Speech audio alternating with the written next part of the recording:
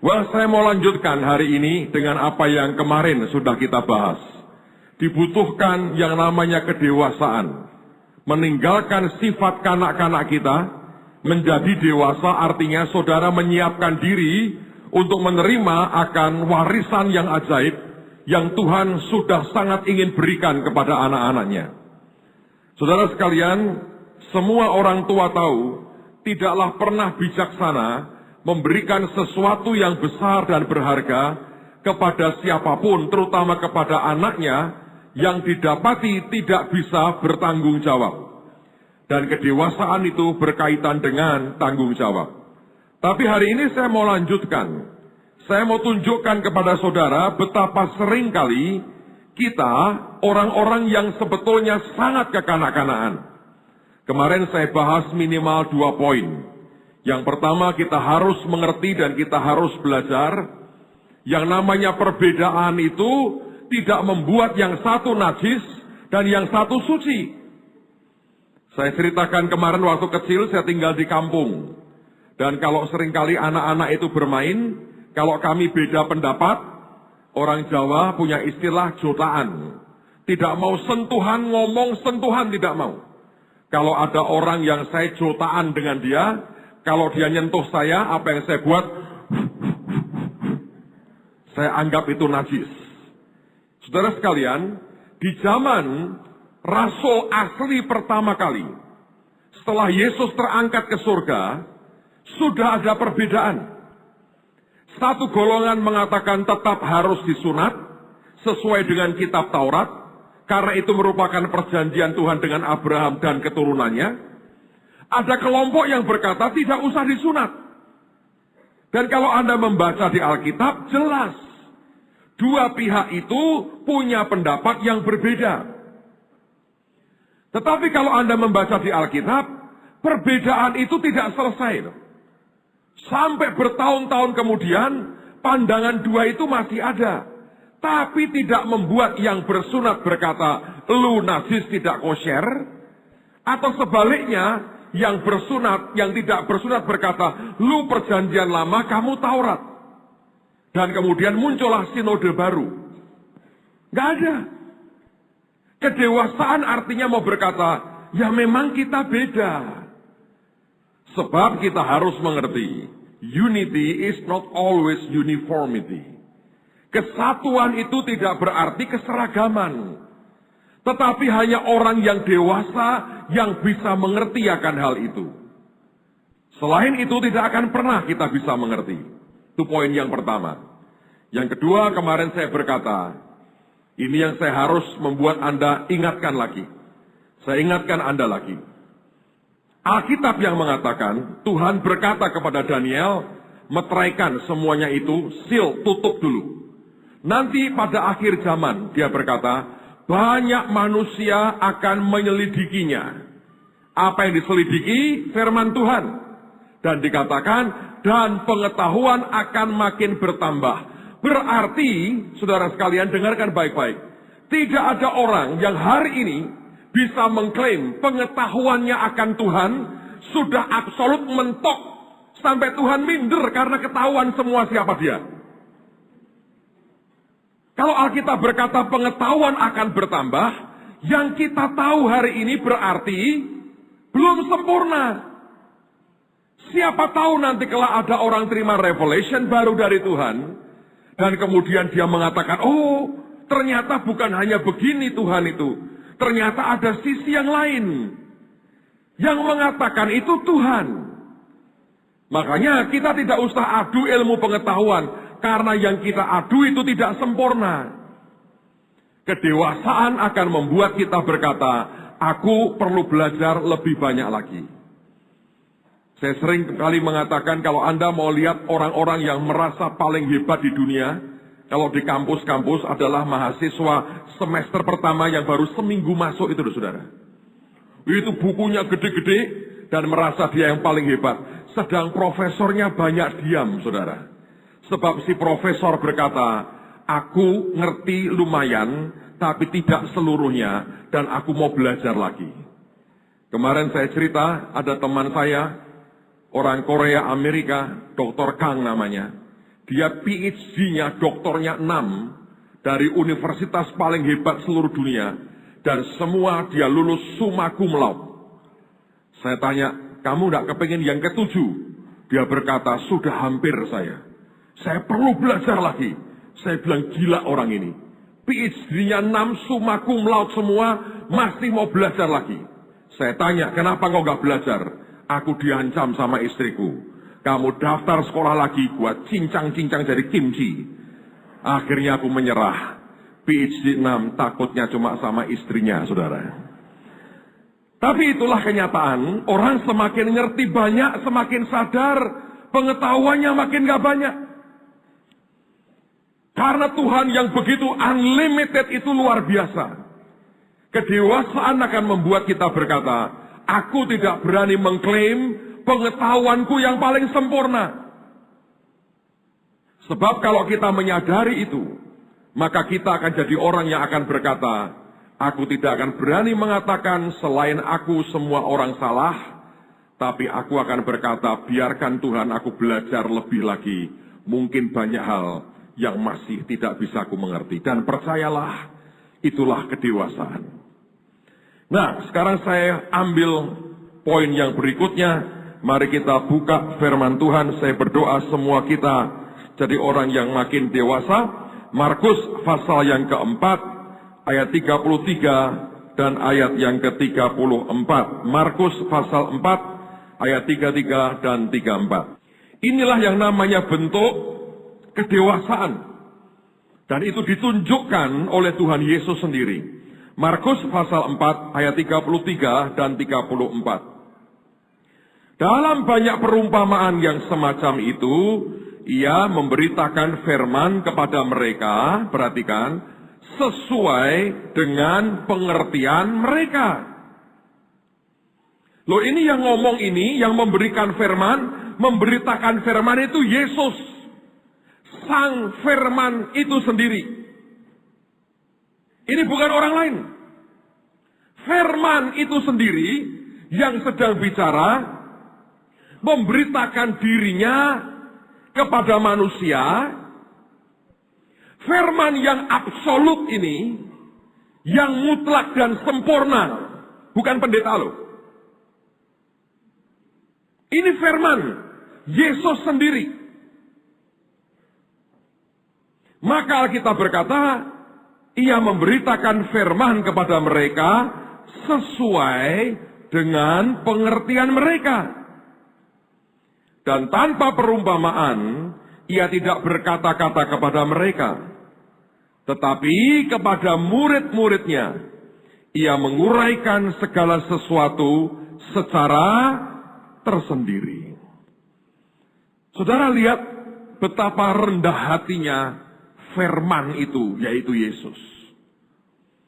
Apapun yang dia sampaikan tidak mungkin salah. Sebab dia bicara tentang dirinya sendiri.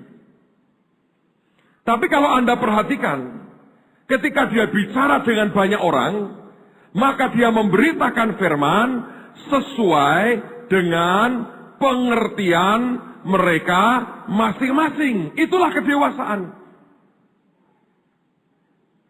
Saudara, kalau Anda punya murid atau Anda punya anak, lalu anak Anda sekolahkan.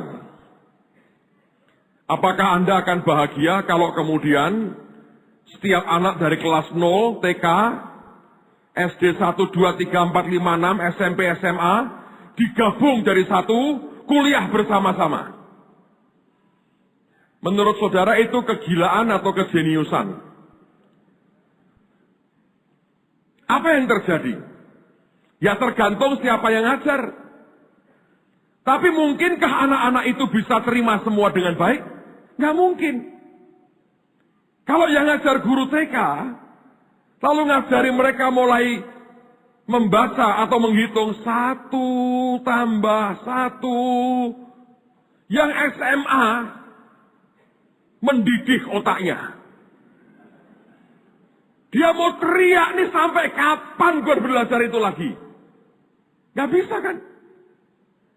Kenapa ada kelas-kelasnya? Karena masing-masing harus diberi pelajaran sesuai dengan level pengertian mereka masing-masing.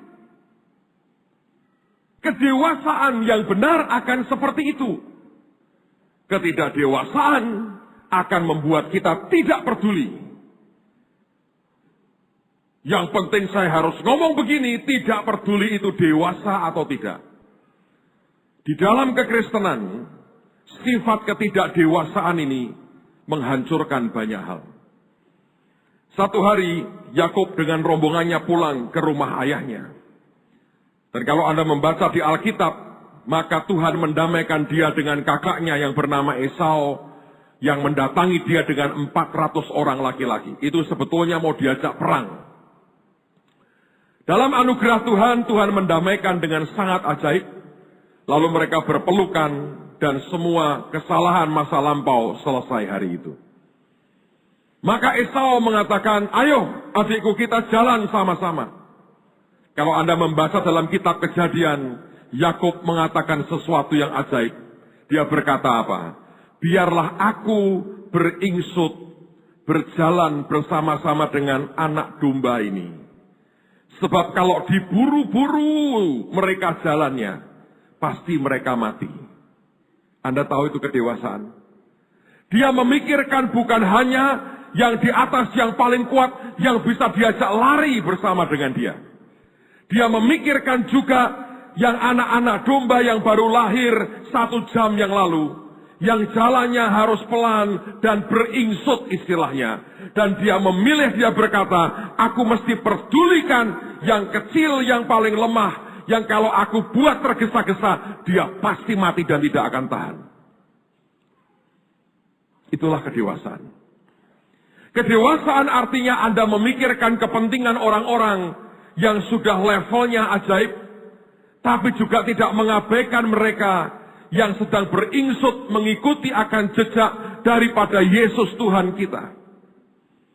Kedewasaan akan membuat saudara bisa menerima saudaramu. Yang Alkitab berkata, kalau ada saudaramu yang imannya lemah, terima dia tanpa mempersoalkan akan pendapatnya.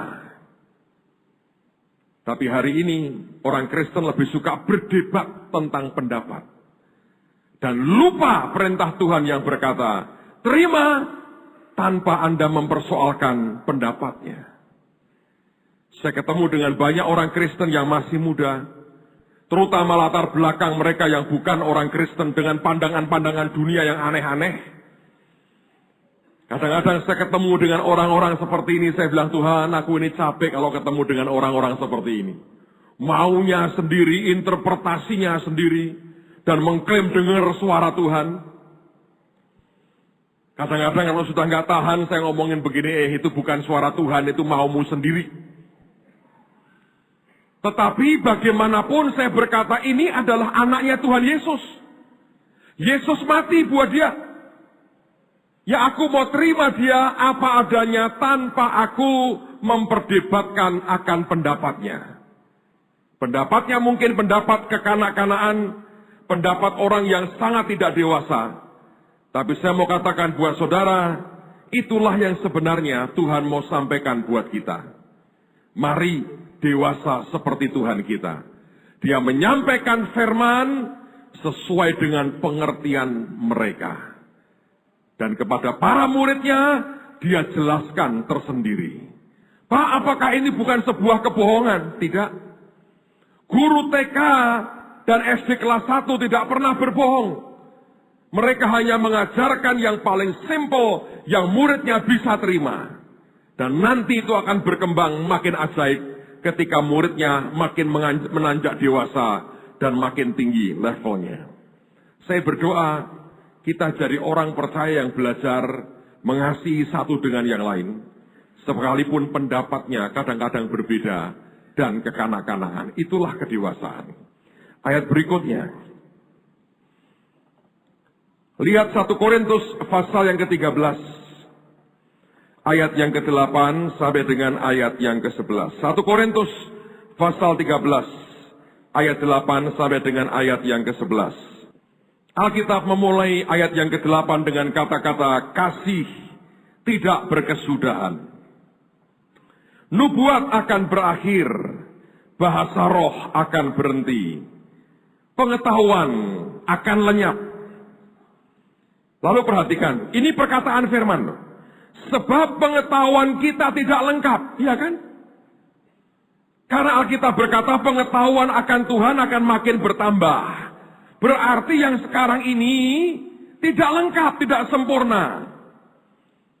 Kenapa kita harus adu pengetahuan? Kalau Anda lihat pameran mobil, yang dipamerkan adalah mobil yang kata produsennya, ini sempurna hasil kami. Tidak mungkin ada produsen memamerkan produknya yang sama sekali tidak sempurna, di starter aja nggak jalan engine-nya, bagaimana dipamerkan? Alkitab berkata, sebab pengetahuan kita tidak lengkap, nubuat kita tidak sempurna. Nah, hari ini banyak orang sangat tidak dewasa, adu nubuat. Bukan nubuat itu, lu yang buat-buat sebetulnya. Nubuat kita tidak sempurna. Apakah berarti jangan bernubuat? Ya tidak. Itu bagian proses kita belajar menangkap suara Tuhan. Kemarin ada orang tanya dengan saya, Pak, Bapak sering salah nggak nangkap kehendak Tuhan? Sering. Dia ngomong apa? Lega, saya lega. Kenapa lu lega? Saya pikir cuma saya Pak yang salah. Sombong kok nggak berhenti-berhenti, saudara. Nubuatan kita tidak sempurna, kata Alkitab. Tapi tidak berarti jangan bernubuat. Tapi juga kalau Anda bernubuat, jangan merasa cuma Anda yang betul. Karena Alkitab berkata, nubuatan kita tidak sempurna. Ini lagi-lagi soal kedewasaan. Alkitab mengatakan, tetapi jika yang sempurna tiba, maka yang tidak sempurna itu akan lenyap. Ketika aku kanak-kanak, aku berkata-kata seperti kanak-kanak. Aku merasa seperti kanak-kanak. Aku berpikir seperti kanak-kanak. Lihat, kalau Anda masih kanak-kanak, ngomongnya pun belepotan kayak kanak-kanak. Ya kan? Tidak semua sih, sekarang anak-anak makin canggih. Merasa seperti kanak-kanak. Termasuk jotaan tadi, lu najis tidak kosher. Berpikir seperti kanak-kanak. Sekarang sesudah aku dewasa, aku meninggalkan sifat kanak-kanak itu. Saudara dengarkan baik-baik. Satu hari saya dengar khotbahnya Ibu Iin bagus sekali. Saya jarang memuji orang, kali ini saya memuji. Saya suka memuji Tuhan, saudara. Enggak. Satu hari kami ke Bali. Dan saya lupa dari mana mau kemana. Dengan beberapa teman, Pak Sugi itu yang nyetir mobil. Saya di sebelahnya. Yang di belakang sudah pada ngantuk.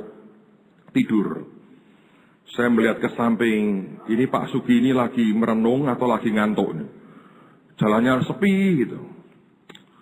Saya coba tawari apapun untuk menghilangkan kantuknya, rupanya nggak mempan.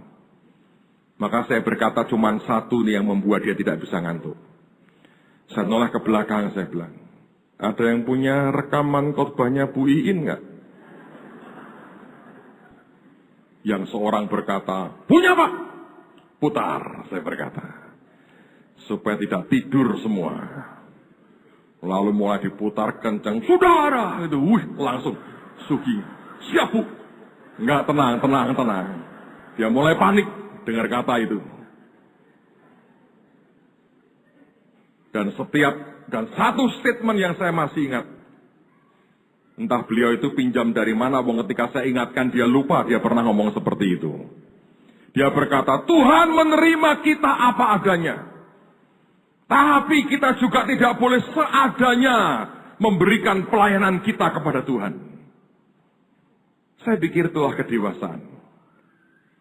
Tuhan menerima kita apa adanya. Tapi jangan seadanya terus di hadapan Tuhan. Kita harus upgrade diri kita. Buat makin dewasa dalam Tuhan. Amen, saudara. Itulah kedewasaan. Dan saya mau berkata buat saudara, Tuhan sangat ingin menganugerahkan semua yang terbaik yang Dia punya kepada anak-anaknya. Dan Dia sangat menanti kita jadi umat yang dewasa. Siapa yang rindu didewasakan Tuhan? Biar hidupmu menikmati kedewasaan yang ajaib. Yang percaya katakan amin. Yang berikutnya, mari kita lihat Amsal pasal yang ke-29, ayat yang ke-18. Saya akan baca dari Alkitab Amplified dan saya terjemahkan buat saudara. Di mana tidak ada visi, the people perish. Umat itu akan binasa. Di mana tidak ada visi, umat itu akan binasa. Beberapa minggu yang lalu, di gereja kami kedatangan tamu hamba Tuhan dari Singapura. Anda mungkin pernah dengar namanya Pendeta Jedediah Tam. Dalam salah satu poin khotbah yang beliau sampaikan, saya diberkati sekali. Beliau mengatakan bahwa kalau saudara itu sudah mulai berpindah dari seorang yang visioner, yang maju ke depan, dan kemudian hanya berubah sekedar menjadi manajer, hanya memanage apa yang ada dan tidak ada progres ke depan, dia mengatakan hidupmu dalam bahaya. Kedewasaan yang membuat satu orang berbeda dengan yang lain itu bukan umurnya. Saya lihat orang-orang yang umurnya sudah puluhan tahun, bahkan tidak tahu yang namanya destiny dalam hidupnya. Yang dia kerjakan hidupnya tiap hari hanya bermain ini, bermain itu, dan tidak pernah jelas apa yang akan dia buat. Sebaliknya saya lihat orang-orang yang baru belasan tahun. Dia bisa dengan tepat mengerti ini yang Tuhan mau dan dia kejar akan destiny-nya. Alkitab mengatakan di mana tidak ada visi, umat itu akan binasa. Saudara, sebagai orang percaya, saya mendorong setiap Anda cari Tuhan sampai engkau mendapatkan visi yang jelas dari Tuhan. Sebab kalau tidak, hidupmu akan berputar-putar. Maaf nih saudara, motor Gojek aja perlu visi kok. Saya disuruh beli apa, di mana alamatnya, dan diantar kemana. Biarkan mereka berkeliaran satu hari, frustrasi saudara. Mau kemana gua sebetulnya? Dia hanya muter tidak jelas. Siapa yang pernah menggunakan jasa Gojek, angkat tangan? Anda memberikan visi kepada beliau sebetulnya. Saya butuh ini, tolong ambil di sini, antar di sana. Dan visi itu menghasilkan uang buat dia. Kalau tidak ada orang yang pakai jasanya, apa yang dia buat? Bingung. Maka dia akan duduk di bawah pohon. Menanti perintah disuruh kemana dan tidak pernah jelas. Dan kalau terus-terusan tidak baik buat bisnisnya. Dalam hidup kita sama. Anda tidak punya visi, saudara hanya akan jadi orang yang sekedar mengelola apa yang selama ini Tuhan berikan. Dan yang lebih parah lagi, hidupmu hanya bereaksi. No action, hanya reaksi aja, hanya reaksi. Dan kalau hidup kita hanya sekedar bereaksi dengan apa yang orang lain lakukan, menurut saya itu merupakan kehidupan paling mengerikan dalam dunia ini. Saudara pernah lihat tarian kuda lumping? Zaman saya kecil masih banyak, sekarang mungkin jarang ya. Itu saudara, orangnya dibuat kesurupan. Dan dia akan terus pegang kuda dari bambu itu, dari anyaman bambu itu. Selama musiknya dimainkan, tangtung, dia nari terus. Kalau yang mukul ini, musik nggak capek 24 jam, dia nari sampai mati itu. Selama ada musik dia jalan terus. Itu orang kerasukan. Dia tidak menentukan ritmenya, ditentukan oleh orang lain. Dan saya perhatikan, saudara, saya tinggal di kampung.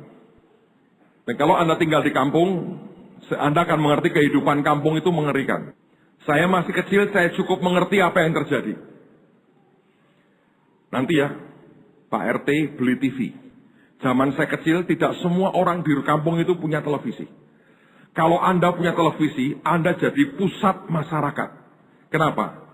Hanya ada TVRI. Gambar pertama yang lingkar-lingkar zaman dulu, kalau Anda masih ingat itu. Namanya apa tuh acara pertama? Apa namanya? Whatever lah itu. Hanya musik, semua nunggu lagu Indonesia Raya. Wah, main!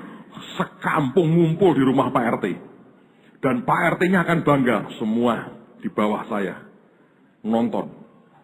Kalau sore, Batman, film kartun. Kalau mukul bisa keluar tulisannya, pow, gitu. Wih, seneng sekali. Zaman kuno dulu, saudara ya. Itulah TVRI kita. Nanti, saudara sekalian, lihat ya. Nanti ada tokoh lain di masyarakat berkata gini, apa sih itu? TV. Dia beli lebih besar. Begitu lebih besar, semua berkata, itu lebih gede, pindah. Pak RT-nya marah. Ada lebih gede nggak? Ada, Pak. Beli lebih gede. Pindah lagi ke Pak RT. Yang sono nggak terima. Ada lebih gede nggak? Nggak ada, Pak. Terus pengumuman. Nonton di tempat saya dapat kacang goreng. Pindah semua. Saudara, itu sebagian cuplikan kecil yang pernah saya lihat dalam hidup saya. Dan betapa konyolnya yang seperti itu. Yang enak penontonnya dong. Lalu ngomporin Pak RT, Pak RT. Tambah kacang dan kopi dong, Pak. Oh, boleh, katanya.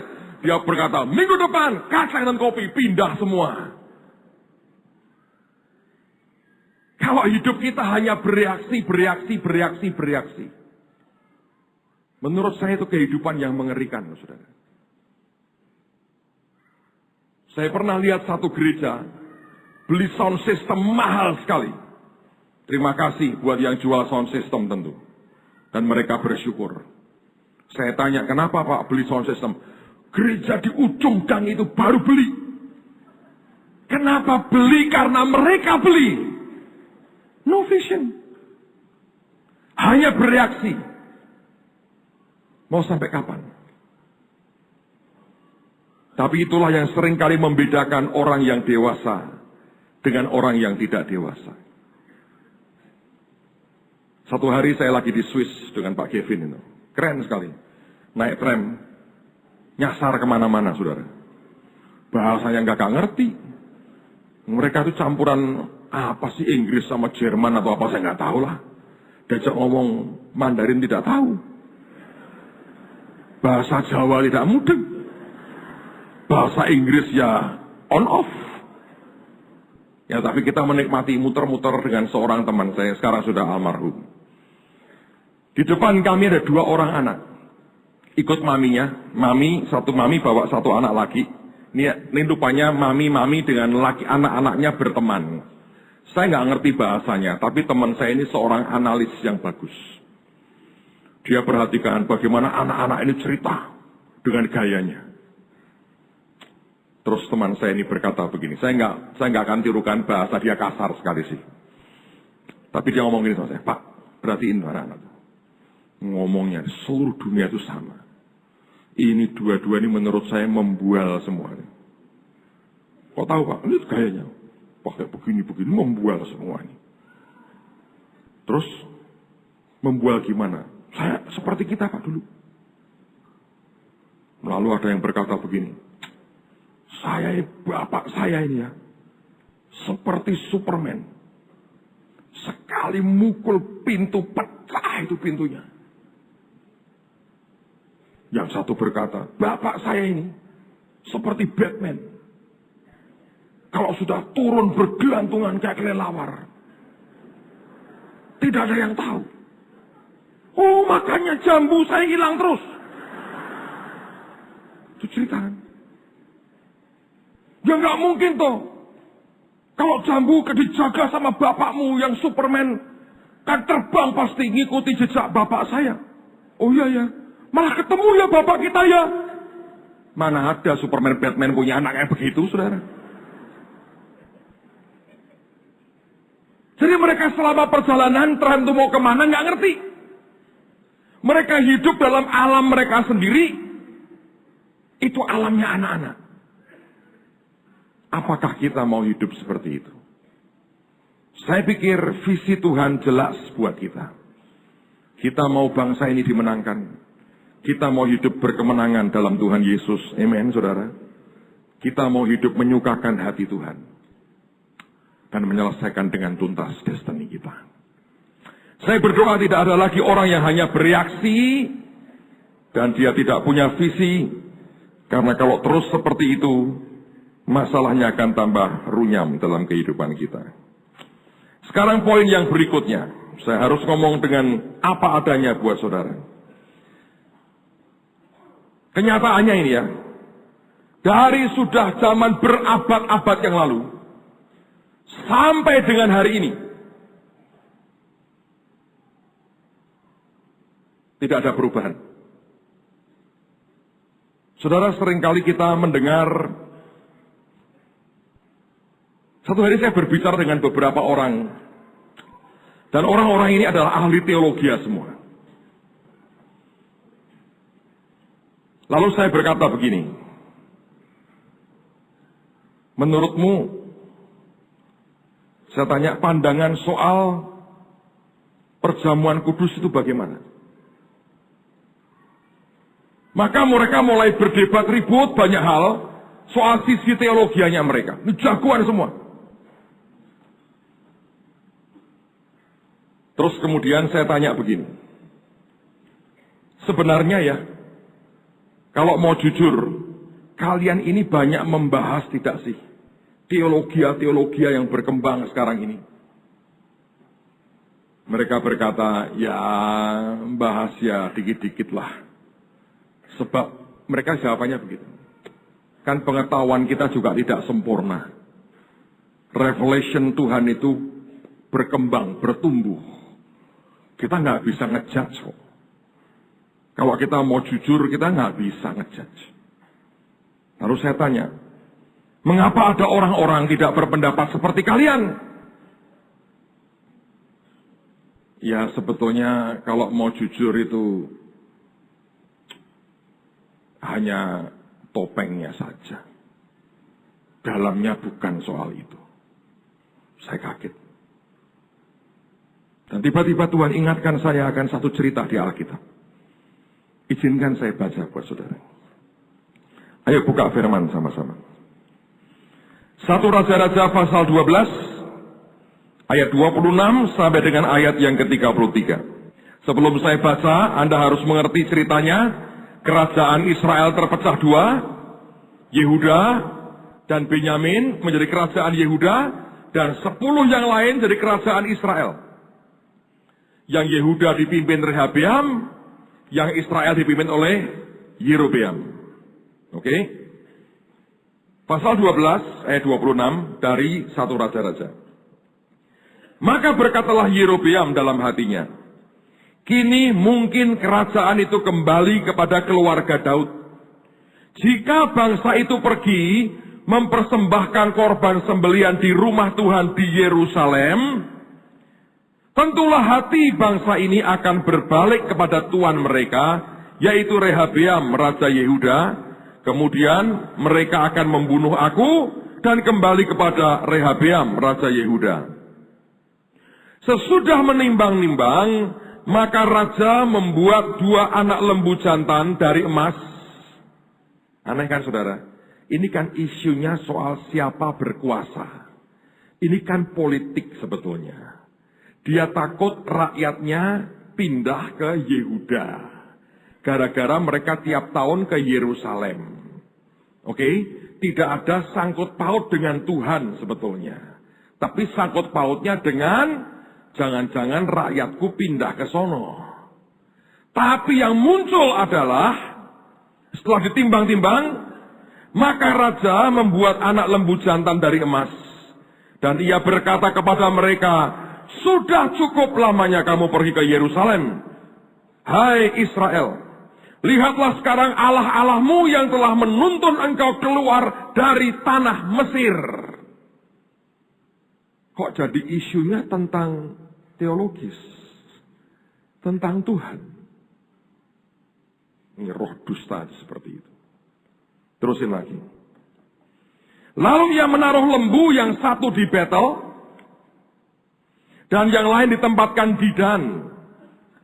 Maka hal itu menyebabkan orang berdosa. Sebab rakyat pergi ke Betel menyembah patung yang satu, dan ke Dan menyembah patung yang lain.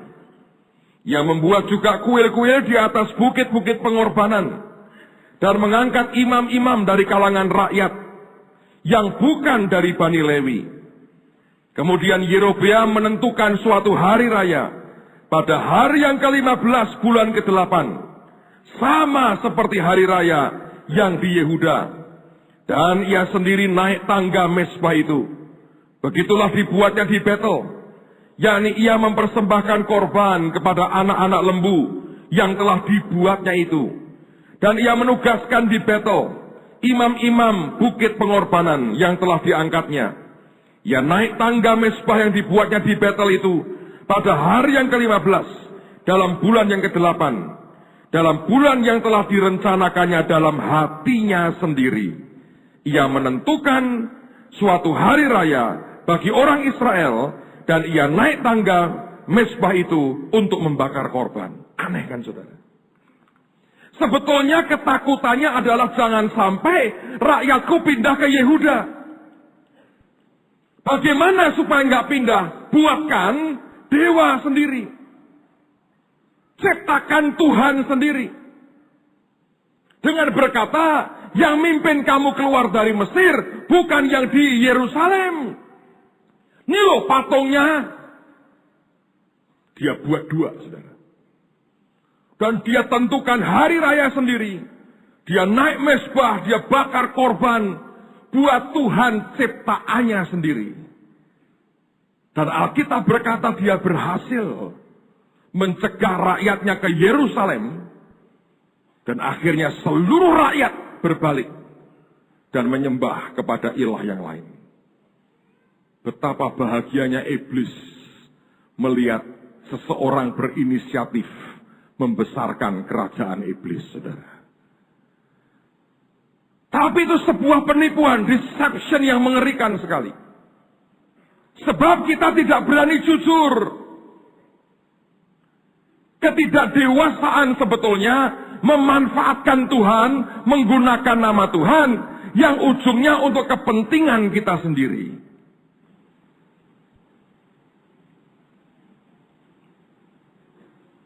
Saya tinggal di kampung, saya cerita kampung saya lagi, saudara. Ada beberapa anak tentara yang tinggal dengan kami. Dan seringkali kami, ketika masih kecil, saya lihat bapaknya seringkali pulang, bawa senapan mesin. Baru pulang tugas, saya masih ingat, satu orang tentara, wajahnya sudah keras sekali. Bawa senapan mesin pulang, pakai topi baja pulang. Wih, anaknya nyambutnya luar biasa. Hanya beberapa menit yang saya tahu itu anak digampar sama orang tuanya. Nggak tahu pas nakal atau gimana. Tapi ini anak hebat. Dia kalau bermain sama orang lain, dia menang-menangan. Tidak mau dikalahkan. Kalau ditolak pendapatnya, dia ngomong apa? Aku lapor bapakku ya. Dan semua orang tahu bapaknya galak. Aku lapor bapakku ya. Aku lapor bapakku ya. Dan satu hari terjadi tragedi, saudara.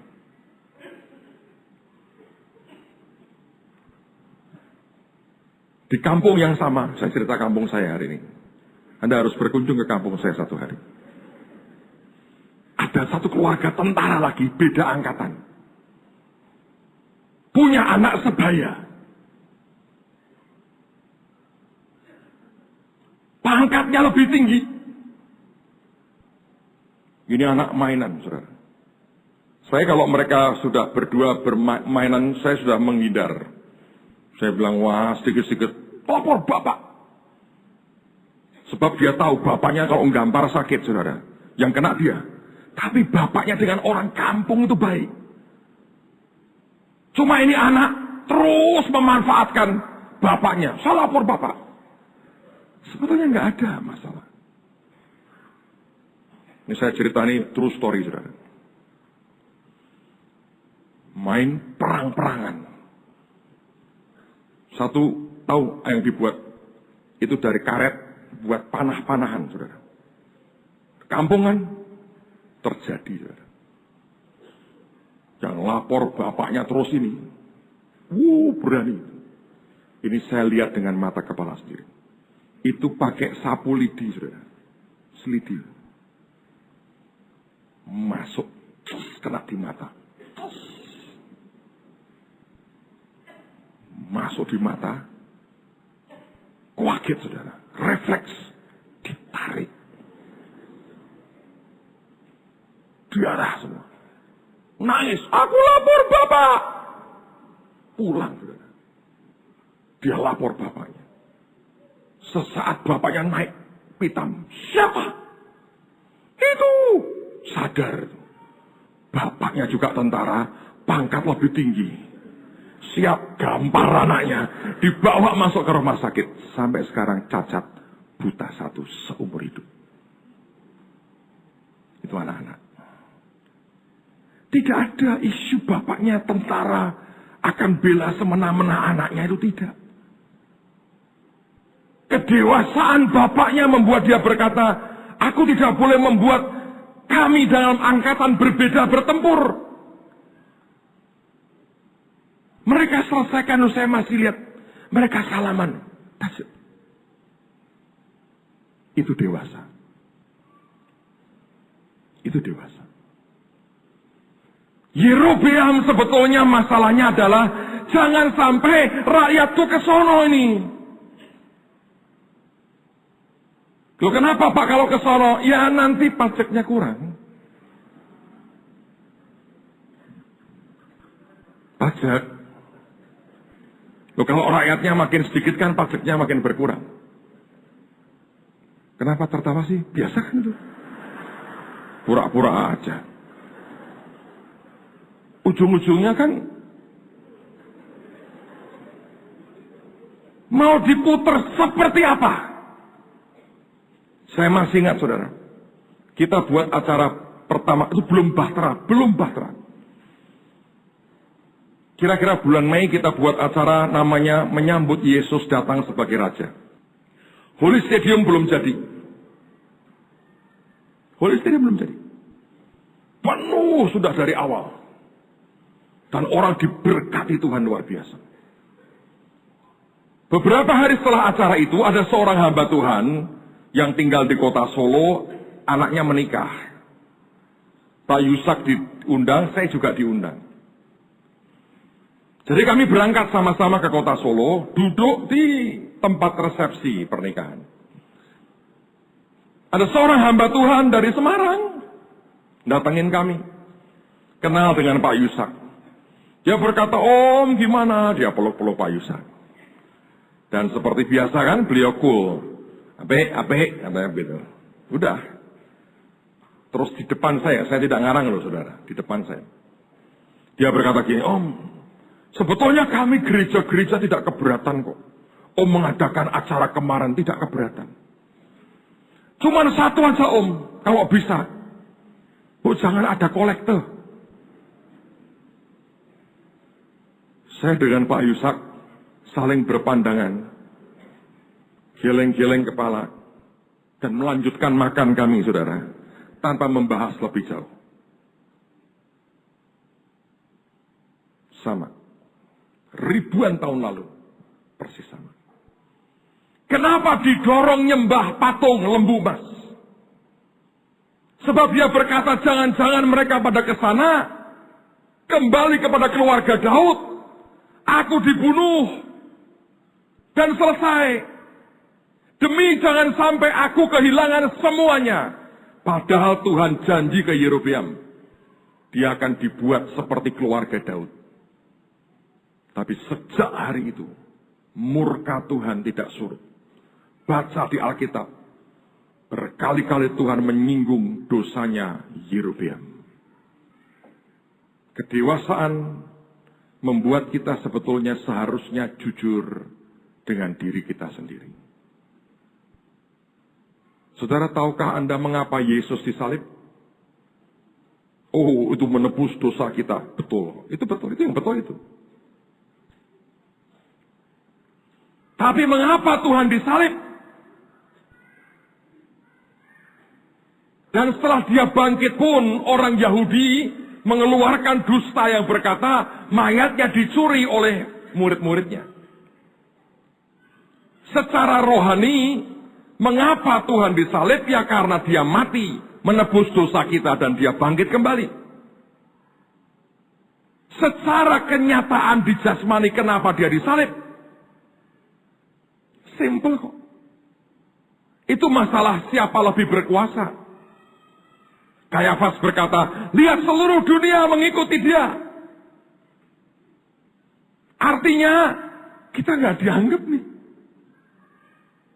Semua ngikut Yesus. Dan salah satu trigger yang paling mengerikan.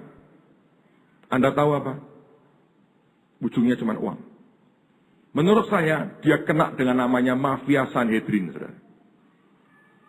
Ketika Tuhan masuk bait Allah, dia melihat orang berdagang, dia marah, dia jungkir balikkan semuanya, dia keluarkan, dia buat cambuk, dia usir semua pedagang. Meja tempat tukar uang, money changer, dijungkir balikkan. Saudara tahu itu apa sebetulnya? Itu praktek dari mafia Sanhedrin, dewan agama. Pada waktu itu kalau orang datang ke Yerusalem, mereka membawa persembahan. Yang miskin mungkin hanya bawa burung merpati, yang lebih kaya dia bawa domba atau bawa lembu. Tapi semua persembahan itu harus disahkan oleh para imam, apakah itu suci atau tidak suci, kosher atau tidak kosher. Jadi awalnya itu mereka gini, bawa jauh-jauh nih, ratusan mil digotong domba begini. Wah nggak bisa, tapi ini putih semua. Nggak bisa, imamnya gua bukan lu. Nggak bisa. Nggak bisa. Nggak bisa. Kenapa? Mereka jualan sendiri. Jadi mereka berkata begini, lu bodoh jauh-jauh. Aku nyediakan. Diskon men, 20%. Bisa transfer kok duitnya. Tuh di situ. Pasti kosher nggak? Gua yang pilih. Nah kalau lebih mahal, lah kan ongkos transportmu berapa? Kamu kan nggak perlu capek-capek, beli punya saya saja. Mata uang asing dari berbagai negara datang, dia berkata, Tuhan kagak terima mata uang Romawi. Bait Allah punya mata uang sendiri. Jadi tuker di sini. Baru Kudus masuk ke sana. Itu mendatangkan duit sangat banyak. Begitu diobrak-abrik oleh Yesus, Anda bisa bayangkan mata pencarian mereka hari itu berhenti. Dan mereka teriak, ini menjelang Paskah. Duit lagi kenceng, ini THR ini. Hilang. Ini bukan soal dia mengaku Mesias. Enggak. Nanti untuk membenarkan dirinya. Urusan Mesias, urusan Tuhan yang diungkit. Tapi kalau Anda mau jujur membaca di Alkitab, it's all about power and money. That's all. Tapi itu tanda ketidakdewasaan.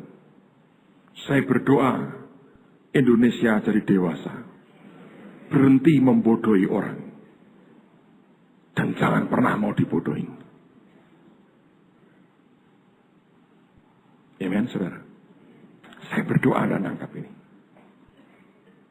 Sebab kalau kita tidak segera jadi dewasa, Anda akan tertinggal dalam sebuah movement Tuhan yang luar biasa. Anda akan tertinggal. Dan ujungnya hanya jadi penonton. Ketika yang lain bergerak dengan kecepatan yang begitu luar biasa, kita hanya bengong dan tidak bisa melihat apa-apa. 1 Oktober kita baru selesaikan. Anda yang datang, Anda tahu Tuhan bekerja dengan ajaib. Dan buat kita tidak ada waktu untuk rileks sebentar. Karena Desember sudah menunggu 100.000 orang. Kalau Tuhan izinkan tahun depan kita akan ke Indonesia bagian timur. Dan kita berharap at least 300.000 pasukan akan dibangun. Kalau bukan karena pekerjaan Tuhan tidak mungkin. Jadi kalau kita masih punya waktu untuk hal yang tidak ada artinya, hati saya mengatakan please, berhenti dengan semua permainan seperti itu. Berhenti dengan kekanak-kanakan. Mari jadi gereja, jadi umat yang dewasa. Amen, saudara.